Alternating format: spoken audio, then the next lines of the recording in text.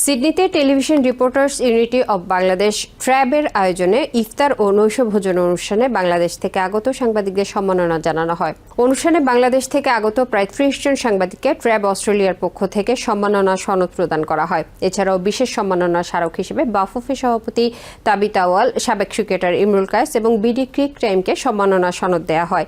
ট্র্যাবের সভাপতি ও voice of Sydney সম্পাদক অর্ক হাসানের সভাপতিত্ব এবং সাধারণ সম্পাদক হুমায়ুন কবির রোজ ও গালিব ইবনে রিয়াজ যৌথ সঞ্চালনা করেন। সাবেক ক্রিকেটার ইমরুল কায়েস ছাড়াও অনুষ্ঠানে বিশেষ অতিথি হিসেবে বক্তব্য রাখেন সিডনি সাবেক councillor Shahjaman Titu, Australia Bangladesh business ফোরামের সভাপতি ও বাফুফের অস্ট্রেলিয়া প্রতিনিধি আব্দুল খান রতন, বাংলাদেশ অ্যাসোসিয়েশন অব অস্ট্রেলিয়ার সভাপতি মনিরুল হক জর্জ, অস্ট্রেলিয়া বাংলাদেশ সাংবাদিক সমিতির সভাপতি Abdul Matin, Australia Bangladesh press and media ক্লাবের সভাপতি রহমতুল্লাহ এবং নাট্যকার বিলাল ঢালি।